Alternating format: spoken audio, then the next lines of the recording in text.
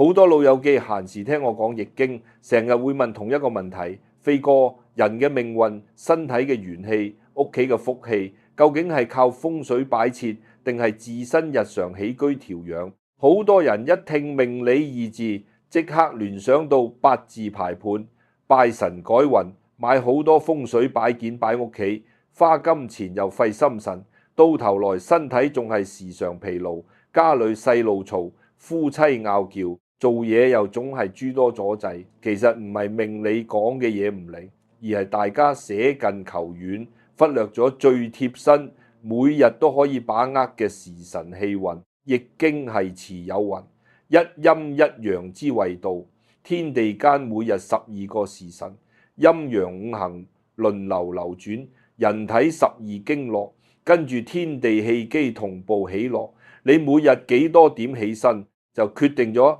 你一日吸納係濁氣抑或清陽旺氣。呢個道理唔係虛無縹緲嘅術數，係古聖先賢觀察天地萬物幾千年累積落來嘅生活大道。我坐輪椅幾十年，閒時獨宜，同街坊老友傾偈，見過無數身邊人，只因改變咗起身嘅時辰，無需改風水，無需求神籤，身體少病痛，家宅少是非，做事多貴人。今日就同各位老友記慢慢拆解12時辰背後嘅義理，重點講清楚邊幾個時辰起身最旺氣，順便講埋唔好亂起身嘅凶事，穿插幾個我親身見證嘅街坊故事，大家聽完返屋企調整作息，日日都能攬住滿身清陽福氣，唔好再白白浪費每日上天送過來嘅生機。先講一個多年前發生喺我身邊嘅真實故事。當年我係香港電台做廣東廣西節目，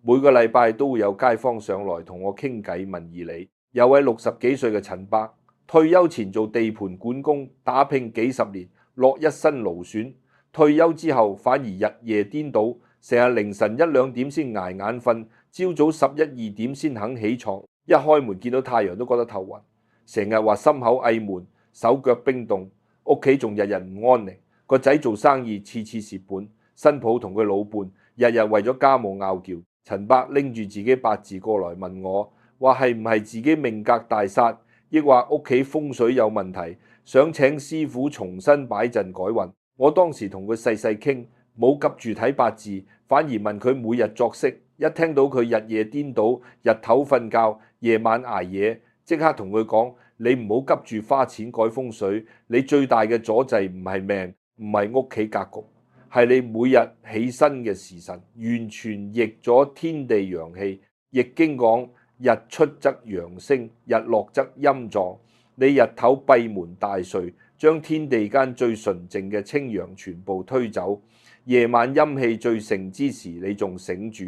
不斷吸納濁陰之氣。人體元氣長期陰陽失衡，身體自然百病纏身，家宅氣場亦都會跟住變得陰鬱，是非破財爭執自然接踵而來。我當時教佢調整作息，每晚亥時11點前準備休息，每日卯時天光光5至7點起身，堅持半個月，再過來同我講感受。陳伯一開始仲唔相信，覺得只係早起身咁簡單，點會改變成個家嘅運勢？將信將疑，照做。頭幾日早起身仲會眼瞓、周身軟，但佢記住我講嘅，起身之後即刻打開全屋窗戶，深呼吸晨光空氣，飲一杯溫白開水，順便簡單拉伸筋骨。堅持20日之後再上電台見我，成個人氣息完全唔一樣，原本灰黃嘅面頰透出血色，唔再成日頭暈心口翳，屋企嘅情況亦都順風順水，個仔生意接到大訂單，新抱同老伴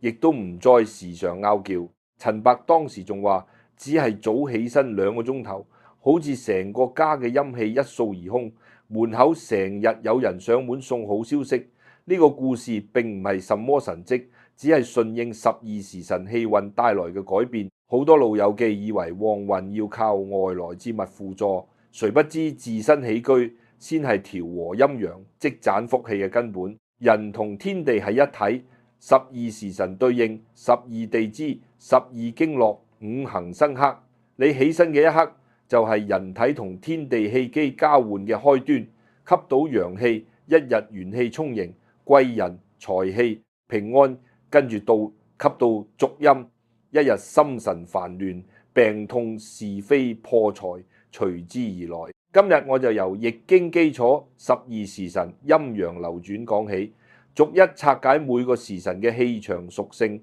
重點講3個最聚旺氣、最適合普通人起身嘅黃金時辰，穿插唔同年齡層老友記嘅真實經歷，無論係退休長者、在職中年人、返工後生仔，都可以對照自身作息調整，同時講清邊幾個時辰。千祈唔好隨便起身，擾亂元氣積累。好多人誤以為越早起身越好，人時3至5點天未光就落街運動，其實大錯特錯。《黃帝內經》同《易經》道理相通，一日就好似一個縮細嘅4季，子時丑時係深夜至雞鳴，屬於陰氣極盛、陽氣初藏之時，天地萬物都處於休養狀態，人體膽經、肝經輪流當令，需要深度睡眠、藏血養元。如果呢2個時辰強行起身，等於將體內剛剛萌芽嘅少少陽氣硬生生打散，肝血無法回流修復，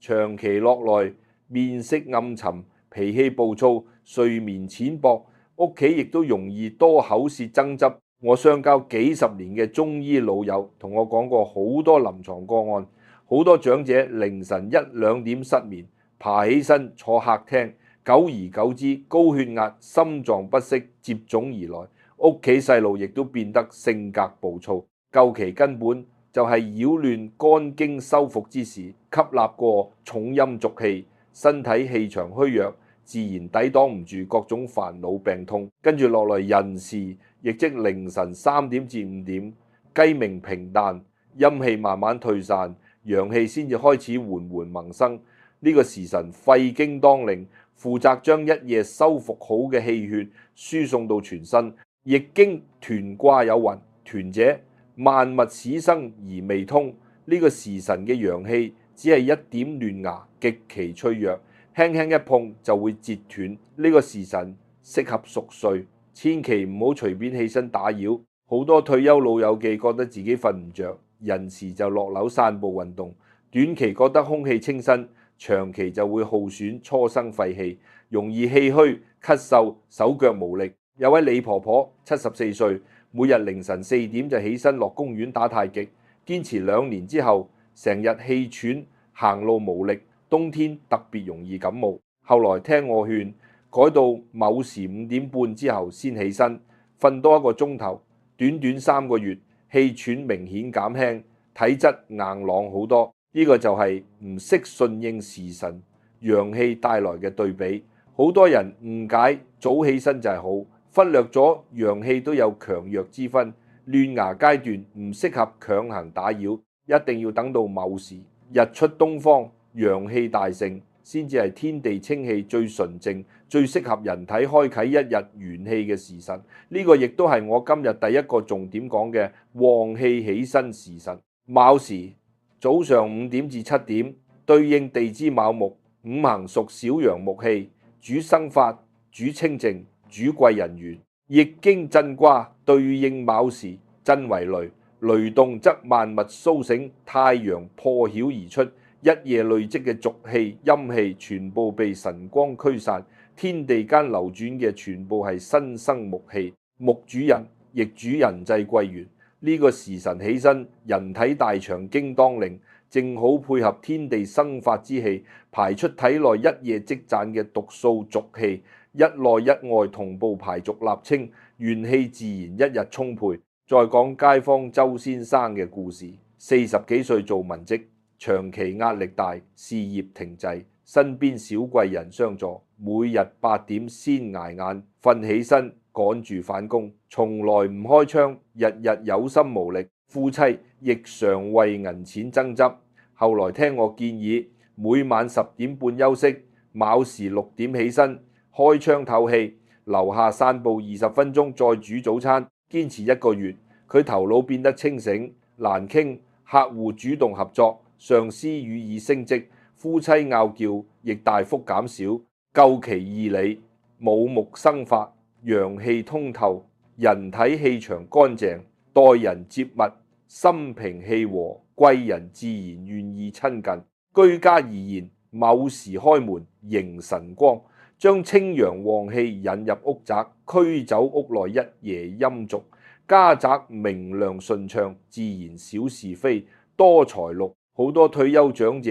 日日卯時起身打理家務，閒遊交友，晚年小病孝順，都是日日積攢卯時木氣福分。好多人問人時醒咗瞓唔反，躺床捱到卯時起身得唔得？完全可以，只要唔好人時起身走動操勞，躺床閉目養神，天光再落床，一樣承接旺氣。千祈唔好凌晨3、4點落樓閒逛，白白耗損初生陽氣。卯時之後，第二個黃金旺氣時辰就是辰時，早上7點至9點，地支辰土，五行屬陽濕土，主宿財，主成事，主家宅根基。易經須卦對應辰時，須者飲食宴樂，萬物得水土滋養而成形。呢個時辰太陽完全升起，陽氣迎來第一個高峰。土為萬物之父，主藏財，主穩定。人體胃經當令，脾胃為後天之本，亦主積蓄財祿。呢個時辰起身，做事成事率遠高於其他時辰。卯時養生招貴人，辰時聚財穩家宅，兩者相輔相成，老少皆宜。我認識一位茶餐廳老闆，50幾歲。從前瞓到9點10點起身，開門遲，生意淡，員工仲日日鬧矛盾。聽我講義理之後，每日7點辰時起身，提前到鋪，開窗通風，煮茶靜坐，半年時間，客源多3成，員工和睦，營業額穩步上漲。道理淺白易懂，辰土為財富，日照之時，四方財氣流動。此時起身開門，就是親自迎接財氣入門，脾胃氣足，人就穩重，待人接物得體，客源自然不缺。屋企長者辰時起身，整理廚房、客廳，亦是鞏固家宅財富，清理雜俗，財氣先至留得住。好多家庭存唔到錢，並非賺得少，只係起身太遲，錯過辰時，蓄財旺氣，整日心神渙散，花錢無度。仲有第3個容易被忽略嘅旺氣時辰，巳時，早上9點至11點，地支是火，五行屬小陰火，主智慧，主解困，主人緣圓滿。易經離卦對應此時，離為火，為光明，萬物得火而通透。呢個時辰陽氣溫和，唔似午時火氣暴躁。火主思維溝通，脾經當令運化氣血，頭腦思路清晰，遇事易解難。若是作息偏晚，錯過卯辰巳時，巳時起身，一樣可以承接光明旺氣。我認識一位備考公務員後生，從前瞓到10點起身，溫書心散記憶差，後來改為9點前巳時起身，讀書效率大幅提升，最後順利上岸。巳火破埋開智，此時起身，少衝動，少口舌，無論工作、學習、調解家事，都能理智處事。體質虛弱、血氣不足嘅長者唔適合太早卯時起身，揀巳時最合適。火氣潤和，不傷陰血，晨起種花寫字，閒聊散心，平和養福。講完3個最旺氣嘅起身時辰，我再同大家分開拆解每個時辰起身之後要配合咩簡單動作，先至可以將天地旺氣完全留住，唔好白白浪費上天送來嘅生機。首先係卯時5至7點起身，第一樣要做嘅就係即刻打開全屋所有窗戶，門大開，迎接東方晨光。東方係震木茂位，為貴人方位，晨光入屋等於貴氣入宅。跟住飲一杯溫白開水，唔好凍水，溫水滋潤大腸，配合大腸經排毒。再簡單拉伸腰肢，望一望遠處綠色樹木3分鐘，木氣入肝，調和情緒。起身之後，千祈唔好一開眼就睇手機、睇負面新聞，一開口就抱怨家事。一開眼嘅第一個心念，決定咗一日嘅氣場。卯時生發之氣，最忌怨氣，負面情緒一旦一早就抱怨，木氣折損，一日旺氣即刻消散。好多老友記一早起身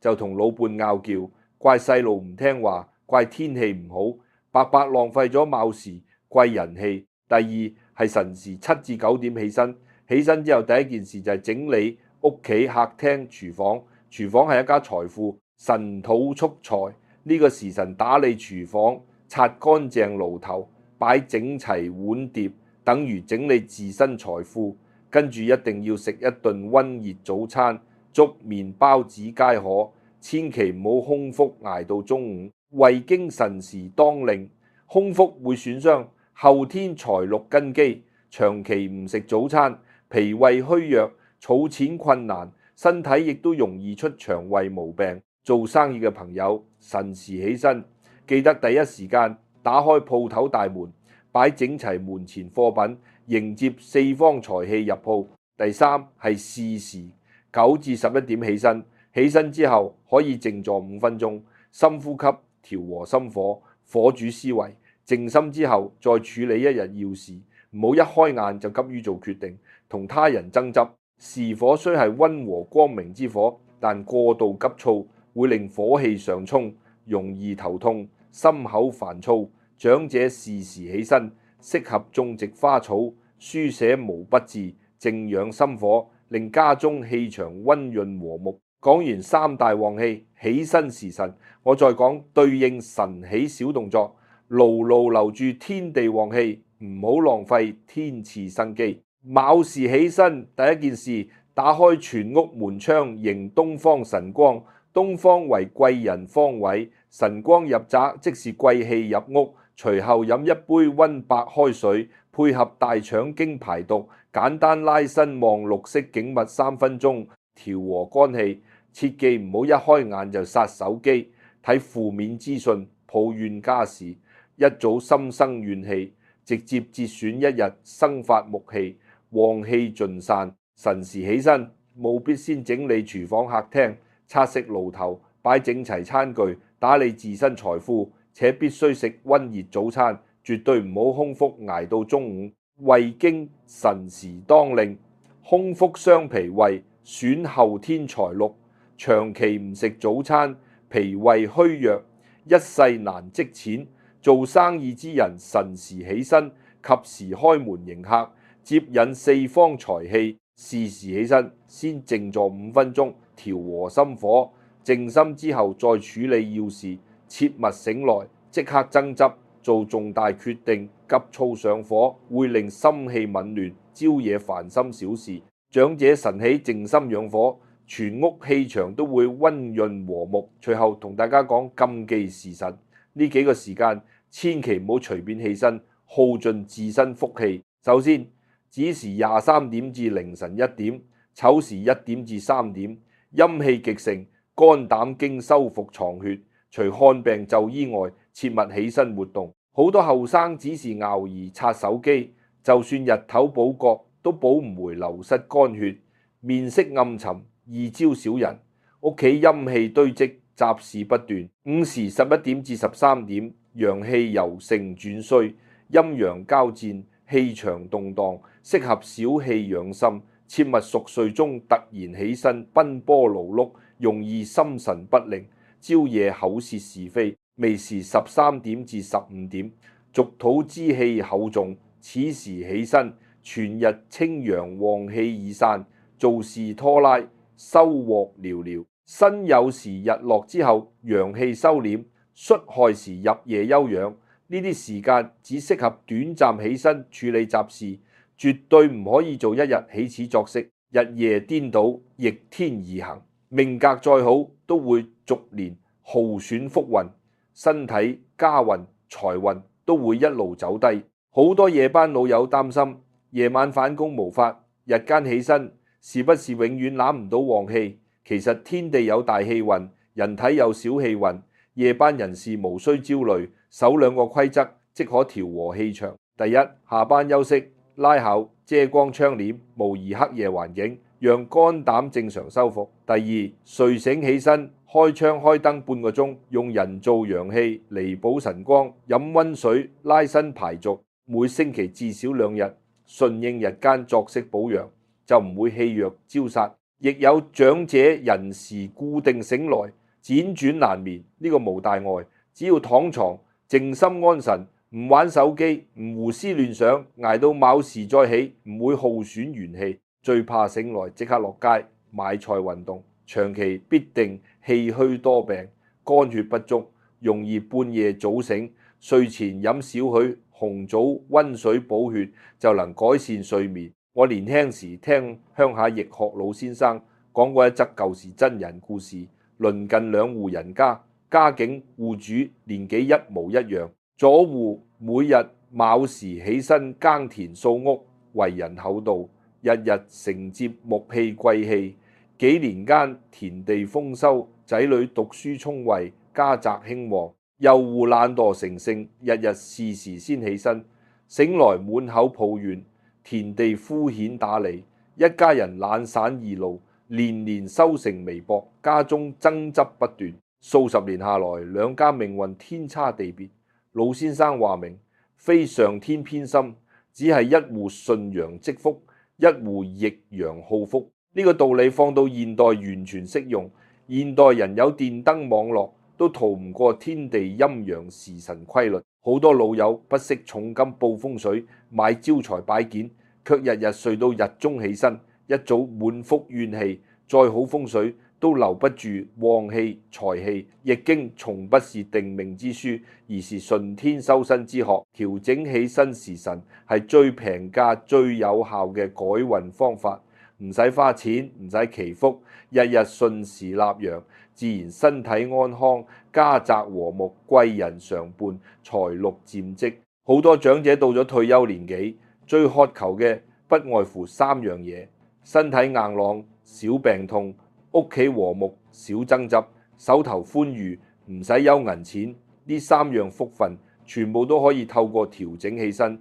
時辰慢慢實現。卯時起身養生招貴人，身體少病痛，身邊多願意幫忙嘅朋友；辰時起身蓄財穩家宅，銀錢容易積存，夫妻子孫少拗撬；巳時起身開智解煩憂，遇到難事有解決方法，唔會日日鬱結心頭。3個時辰各有側重，大家可以根據自身年齡、工作體質自由選擇。體質虛弱、容易疲勞嘅長者，揀巳時起身，火氣溫和，唔傷陰血。做生意需要儲錢嘅中年人，揀辰時起身，承接天地蓄財土氣。體質硬朗，想養生招貴人嘅老友記，揀卯時起身，日日吸收東方生發木氣。無論揀邊一個旺氣時辰，都要記住晨起3個禁忌。第一，起身唔好即刻發脾氣，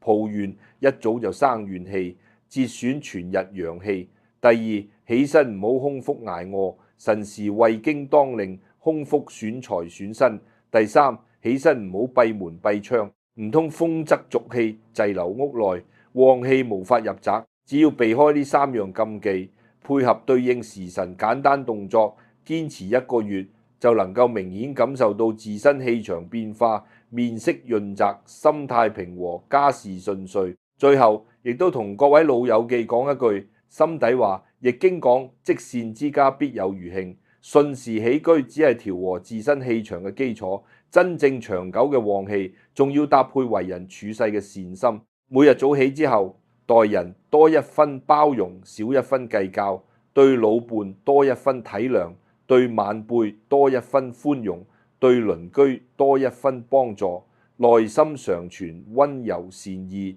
天地清揚，旺氣先至能夠長久駐留身上。如果單純揀旺氣時辰起身，卻日日心懷刻薄，時常與人爭執，就算吸納再多晨光陽氣，亦都會被滿心怨氣沖散，福氣無法積存。作息順應時辰係修身外功，心懷良善係修身內功，內外兼修，先至能夠日日滿身旺氣，家宅代代有福。今日同各位老友記由易經12時辰命理講起，拆解3個起身最旺氣嘅黃金時辰，穿插幾個我親身見證嘅街坊鄉下故事，講清各時辰陰陽五行、經絡養生、居家福運道理，亦都講明夜班人士、半夜易醒長者嘅調整方法，唔好再輕視每日起身呢個細微小事。命運從來唔係一成不變，每一日清晨起身嘅選擇都係一次積福或者耗損嘅機會。從聽完呢篇文章開始，調整自己作息，擇卯辰巳3個旺氣時辰起身，順應天地陰陽生發之道，日日攬一身清陽旺氣，身體安康，家宅和睦，財祿穩增，安穩舒心，過好每一日，晚年福氣綿延，子孫亦都跟住沾光。古聖先賢留低嘅義理智慧，從來都係為咗普通人嘅日常幸福，唔係虛幻難測嘅空談。只要願意踏實跟隨時辰規律，調整起居，人人都能夠把握屬於自己每日嘅旺氣福緣，不必向外苦苦求運，福氣自在自身。每日晨起之間，